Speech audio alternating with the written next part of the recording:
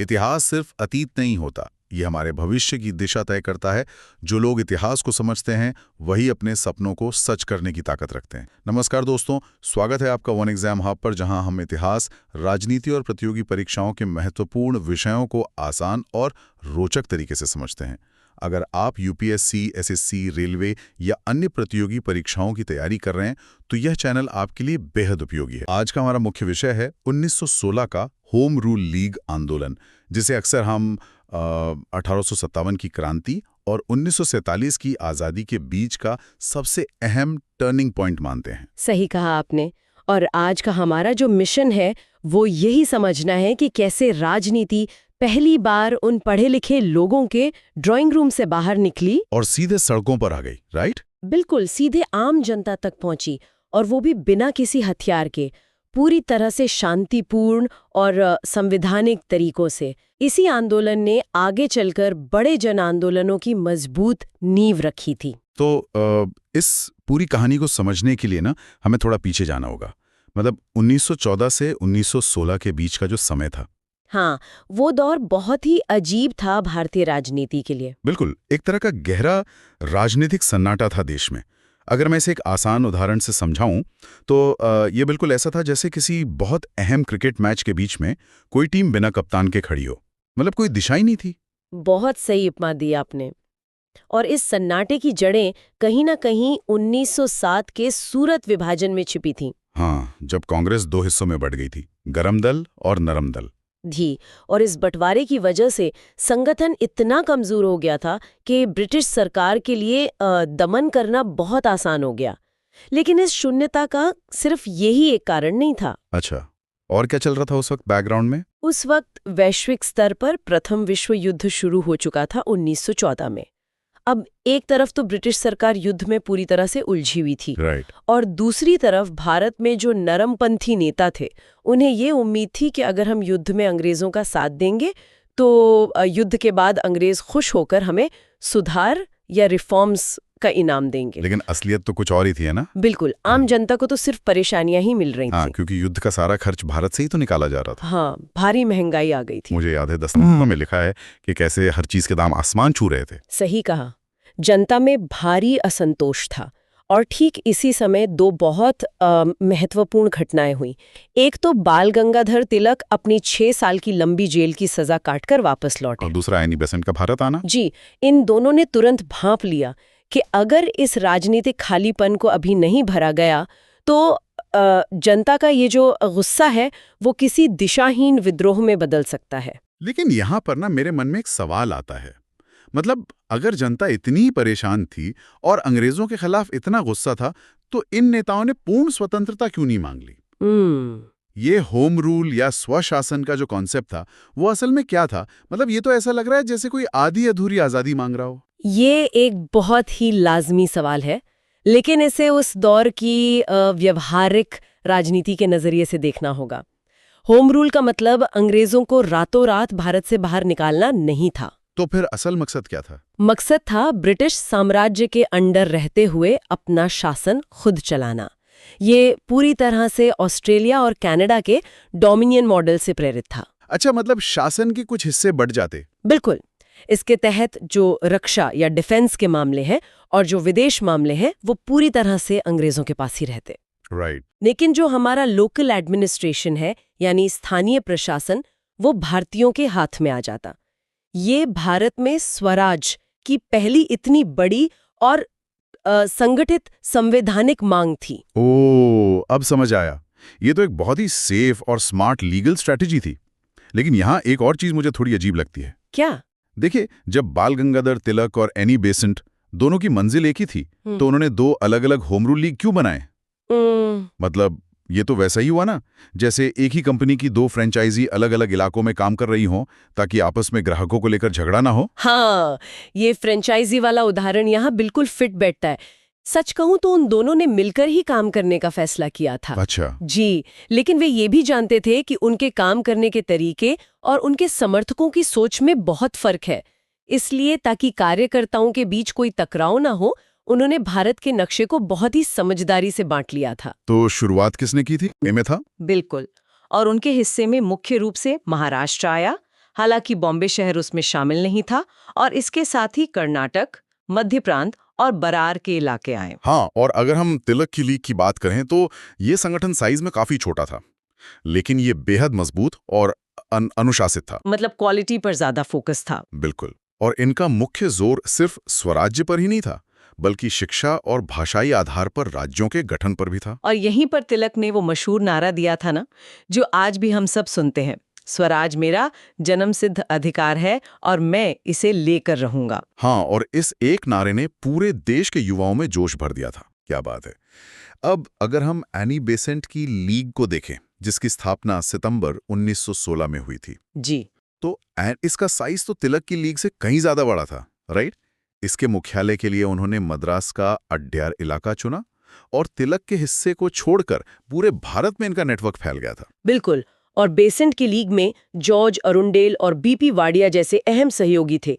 इसकी शाखाएं तिलक की लीग से कहीं ज्यादा थीं। इतनी जल्दी इतनी शाखाएं कैसे बन गईं?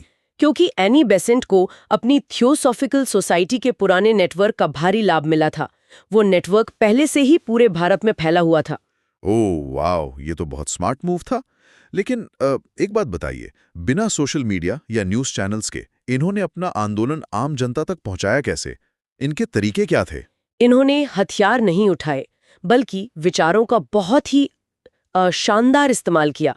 एनी बेसेंट ने न्यू इंडिया और कॉमनवील जैसे समाचार पत्रों के जरिए अंग्रेजों की नीतियों की जमकर आलोचना की। और मैंने कहीं पढ़ा था कि इन्होंने गांव-गांव में रीडिंग रूम्स यानी पुस्तकालय भी खोले थे। हाँ, और ये सबसे क्रांतिकारी कदम था। वेट, सच में? रीडिंग रूम से क्रांति कैसे आ सकती है? देखिए, उस समय साक्षरता बहुत कम थी, तो ये रीडिंग रूम्स ऐसे बनाए गए कि शाम को वहाँ लोग इकट्ठे होते थे और जो एक व्यक्ति पढ़ना जानता था वो जोर जोर से अखबार पढ़कर सबको सुनाता था। अरे वाह, मतलब एक ही अखबार से पूरा गांव जागरूक हो रहा था। बिल्कुल। जनता को पहली बार ये राजनीतिक शिक्षा दी गई कि भाई, तुम्हारी गरीबी का जो असली कारण है वो तुम्हारी किस्मत नहीं, बल्कि ये विदेशी शासन है। ये तो बहुत ही पावरफुल अवेयरनेस कैंपेन हो गया। हाँ, और इसके साथ ही इन्होंने जनसभाएं की, नाटक किए, और वो भी पूरी तरह से अहिंसक तरीके से। और इसका असर भी दिखा। दस्तावेजों से पता चलता है कि इसमें छात्रों की बहुत बड़ी ऐतिहासिक भागीदारी रही। वकीलों ने उनका समर्थन किया, महिलाएं ने पहली बार इतने बड़े स्तर पर सक्रिय भूमिका निभाई, और यहाँ तक कि व्यापारी वर्ग भी इससे जुड़ गया। सही कहा। संभ्रांत वर्ग के ड्राइंग रूम से निकलकर राजनीति अब सच में एक आम जनमानस का आंदोलन बन चुकी थी। लेकिन जब इतना बड़ा जन समर्थन मिलने लगा तो जाहिर सी बात है ब्रिटिश सरकार में घबराहट तो शुरू हुई होगी। घबराहट?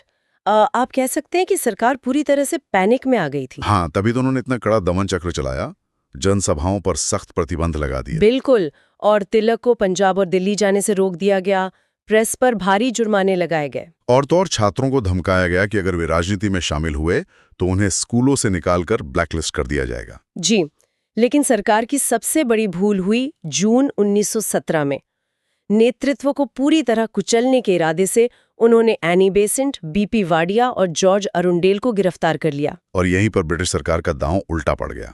इसे हम कह सकते हैं बूमरांग इफेक्ट। सरकार ने सोचा था कि नेता जेल जाएंगे तो आंदोलन खत्म हो जाएगा, लेकिन डरने की बजाय पूरे देश में मानो आग भड़क उठी।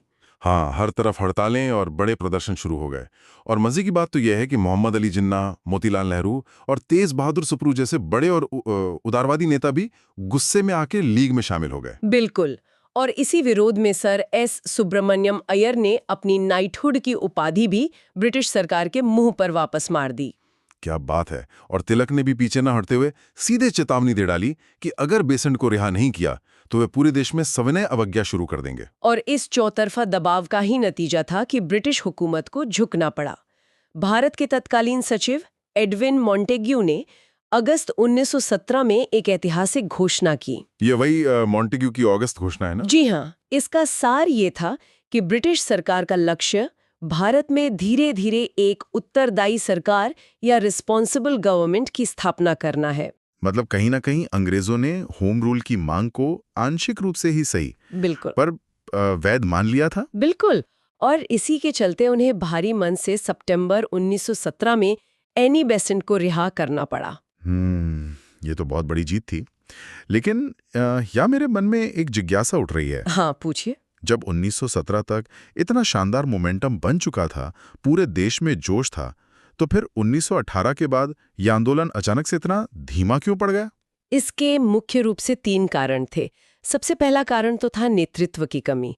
उसी समय बाल गंगाधर तिलक को एक मानहानि का केस लड़ने के लिए अचानक इंग्लैंड जाना पड़ा। ओहो, मतलब एक बहुत बड़ा पिलर अचानक से हट गया। जी। दूसरा कारण था उदारवादियों की संतुष्टि।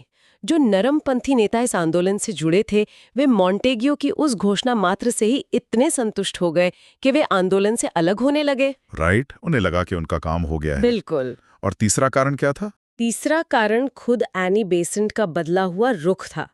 रिहाई और उन सुधारों के वादे के बाद बेसेंट ने खुद ही अपने आंदोलन की रफ्तार को थोड़ा धीमा कर दिया था। वे टकराव नहीं चाहती थीं। अच्छा, तो अगर हम आज इस पूरी चर्चा के निष्कर्ष की तरफ बढ़ें, तो क्या हम कह सकते हैं कि ये आंदोलन अपने लक्ष्य तक नहीं पहुंच पाया? नहीं, इस आंदोलन की असली उपलब्धियां बहुत बड़ी थीं। हाँ, वो तो है। पहली बार भारत को एक देशव्यापी राजनीतिक संगठन का अखिल भारतीय नेटवर्क मिला। और हम लखनऊ समझौते को कैसे भूल सकते हैं? 1916 में इसी आंदोलन के प्रभाव से कांग्रेस के नरम दल और गरम दल और यहाँ तक कि मुस्लिम लीग भी एक मंच पर साथ आ गए थे। बिल्कुल, इसने पूरी दुनिया को ये साबित कर दिया था कि भारतीय भी एकजुट होकर अपना स्वशासन चला सकते हैं। और सबसे बड़ी बात, जब 1919 में महात्मा गांधी का भारतीय राजनीति में एक राष्ट्रीय नेता के तौर पर उदय हुआ, चंपारण, खेड़ा और रॉलेट सत्याग्रह के जरिए। जी, तो गांधी जी को शुरुआत से ही होम रूल लीग का वो बना बनाया संगठित नेटवर्क और समर्पित कार्यकर्ता मिल गए जो सीधे उनके साथ जुड़ गए। सही कहा। बस राजनीति का जो तरीका था वो संवैधानिक मांग से बदलकर अब पूरी तरह से जन सत्याग्रह हो गया था। बिल्कुल, तो यह आंदोलन सच में भविष्य की एक बहुत बड़ी नींव था। हाँ, हम कह सकते हैं कि होम रूल आंदोलन असल में भविष्य के जन आंदोलनों की उपजाऊ जमीन थी। इसने असहयोग और सविनय अवज्ञा जैसे गांधीवादी आंदोलनों के लिए सेना और जमीन दोनों तैयार करके दी। यह सच में एक बेहतरीन विश्लेषण था। और दोस्तों, होम रूल आंदोलन हमें ये सिखाता है कि बदलाव की शुरुआत आवाज उठाने से होती है। अगर इरादे मजबूत हों तो इतिहास भी बदल सकता है। इसलिए सीखते रहिए, आगे बढ़ते रहिए और अपने लक्ष्य को हासिल करने के लिए कभी रुकिए मत। ऐसे ही महत्वपूर्ण विषयों को आसान भाषा में समझने के लिए वन एग्जाम हब को जरूर फॉलो करें और अपनी तैयारी को एक नए स्तर तक ले जाएं। इतिहास के ऐसे ही इन डेप्थ विश्लेषण के लिए लाइक, सब्सक्राइब और बेल आइकॉन दबाना ना भूलें।